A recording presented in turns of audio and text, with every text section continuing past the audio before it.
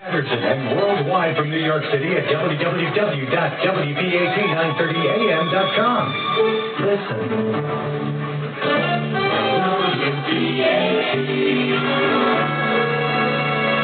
The following program is presented by its producer, host, and sponsors. It's Teddy Smith, along with Mr. Bob O'Brien, Beverly Bremers. Beverly Bremers is here. And it's good to hear Beverly sing. One of the great singers of all time. WPAT.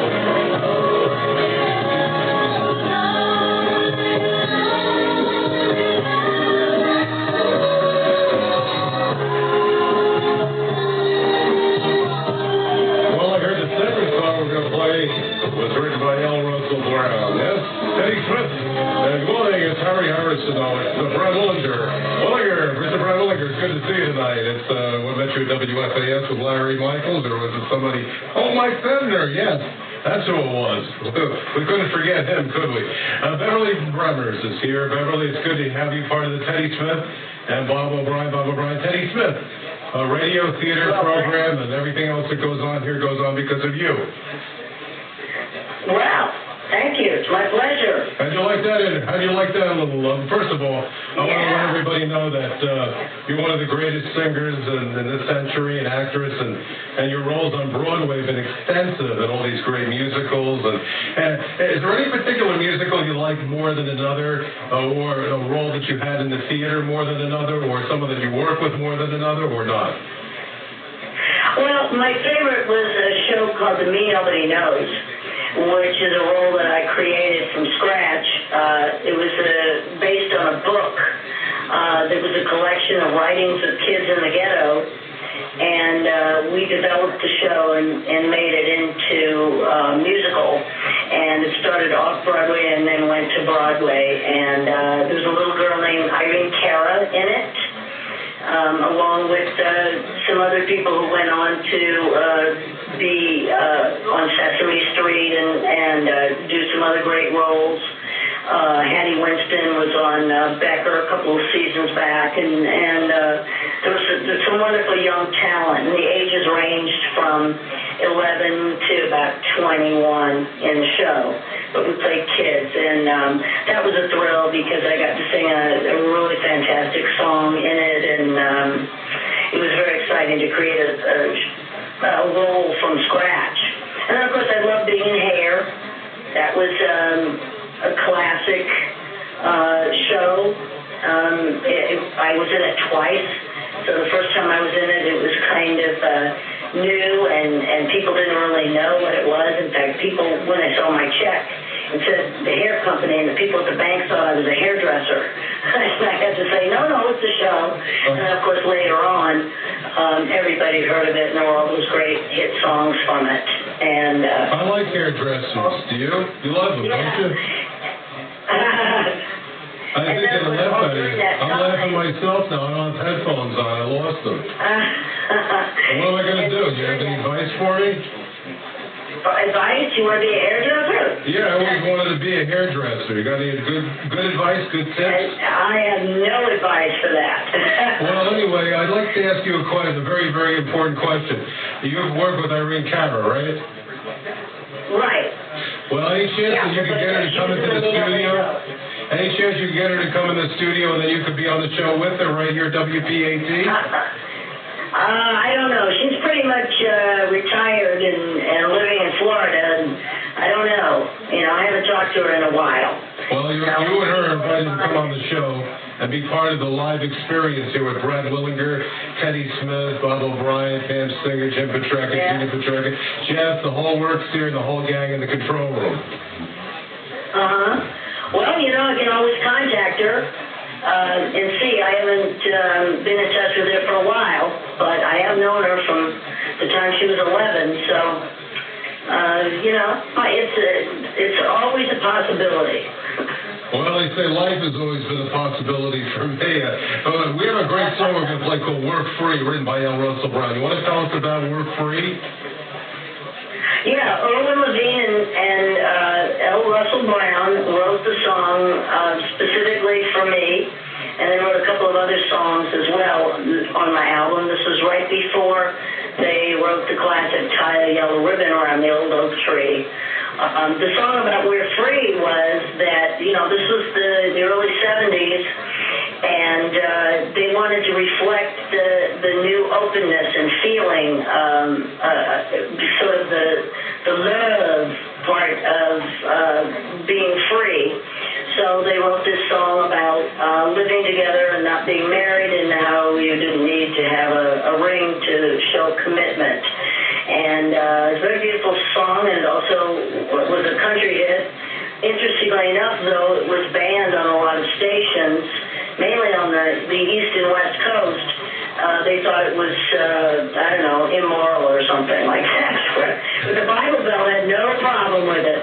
I used to work in the Bible Belt.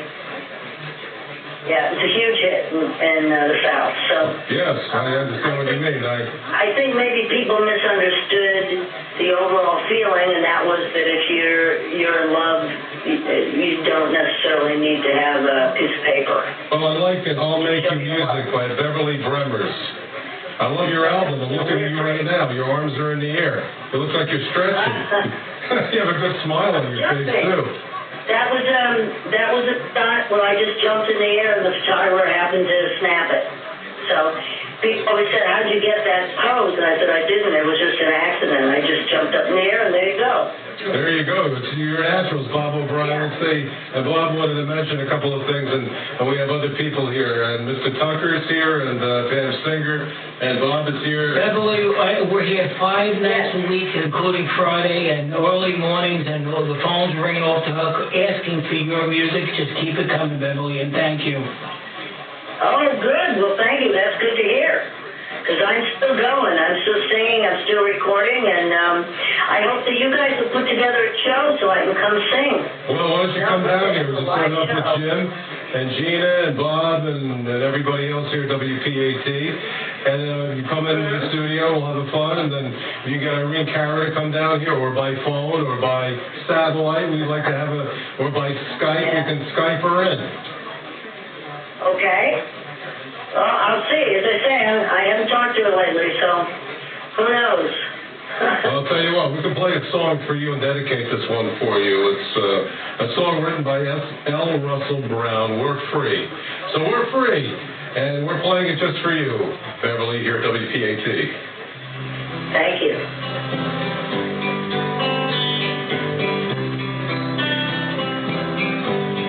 And for Brad Willinger, this is for you too.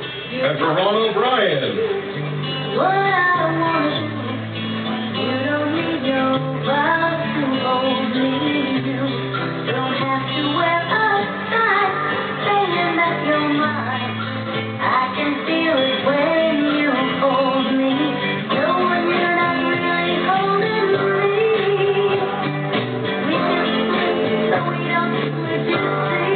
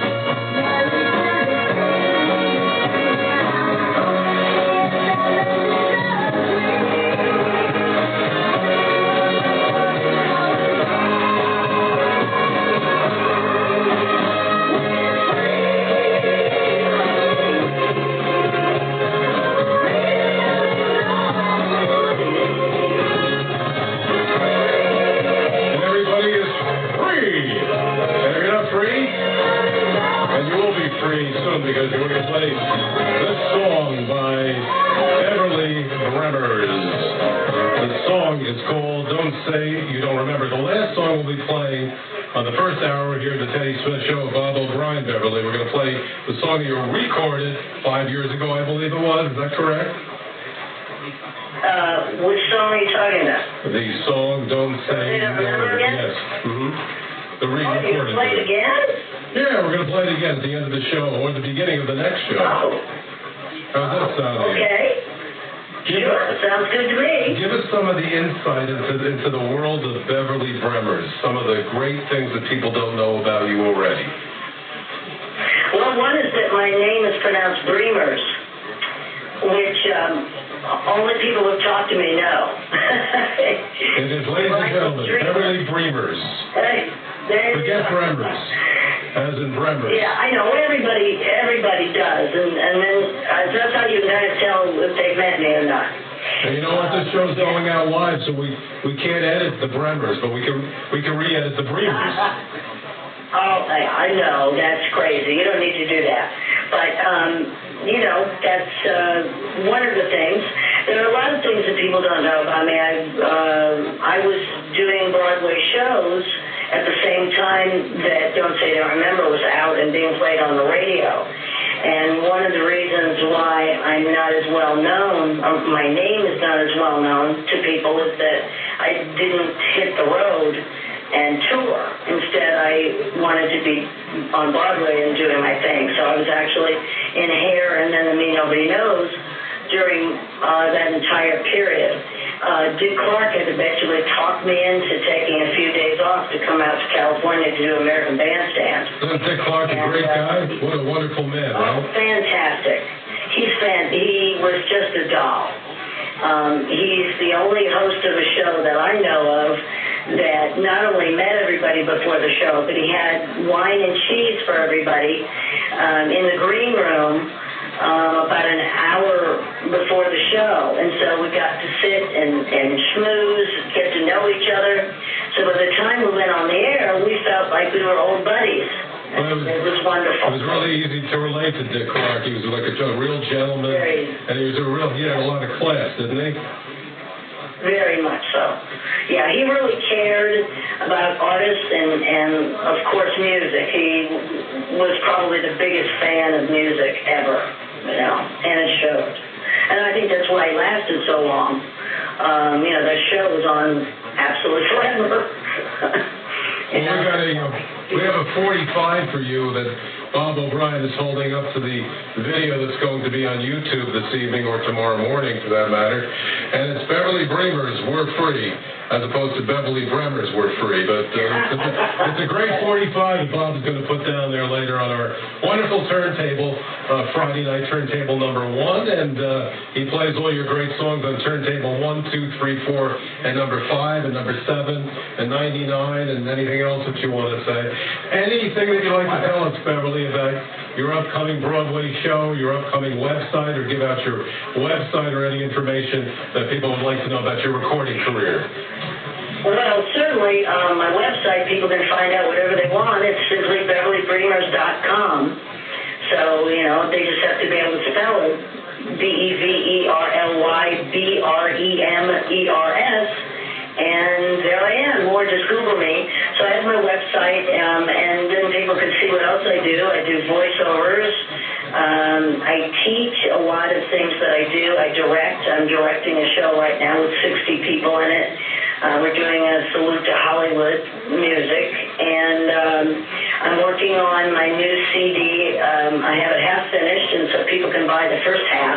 It's called Been There, Done That, and this is prime cuts from that. And that's on my website and CD Baby as well. And, of course, I have my other CD that I sent you, which is also all original material, and my remake of Don't Say Don't Remember. You may not know that I am also a songwriter, and one of my big songwriter claims to fame was a song for Disney called Mousercise. No, I didn't know that, but I'm glad that you're sharing that with us now. Yeah, some people may remember it was a show on the Disney Channel for 12 years, as well as a record, CD, cassette, show at Disneyland, and of course it was around forever, and it went platinum. I actually have a platinum record for it, and it was a kids' exercise album, but it just really took off, and so that's one of those little-known facts. And I also write musicals. I just finished my 5th one, which is a Christmas one, and hopefully I'll get a production up for that. But I've had a couple of those up, and I do shows all the time. I was in the Rocky Horror Show in L.A. right before it was a movie. So some people may not know that. And so I got a question for you. Awesome. Yeah. If I was Barbara Walters, what kind of a question would I ask you? Do you know offhand or not? Well, she usually wants to know stuff like, who are you seeing, or crazy things like that, or if you had one word to describe yourself, or is that James Lipton that asks that, If you want a deserted island, who would you want to be with? I don't know, crazy things like that. I've often thought about that being asked me, and I don't really know. Well, if I was I have no definitive answer. Well, is there any traumatic experience you'd like to define for us this evening? Any trauma that you've had as a recording artist in your all these years, that some negative effect that you turned into a positive? No, you know what? I've been pretty lucky. Probably my only disappointment was that Olivia Newton-John beat me out for the role in Grease. That would probably be my only trauma. But other than that, I've been really lucky overall. I should have gone on the road, I suppose, but then again, I wouldn't have been able to do all the theater that I've done. So there's a show that was out a couple of years ago that's still playing all over called Menopause the Musical. You might have heard of that, although the women probably know it more. And you know it? Good. It's a send-up of, it's all contemporary songs, well, old pop songs, with new lyrics about being old and having menopause and all that, and it's a huge hit. And I did that for a year, also in Los Angeles. I think it's still playing in New York.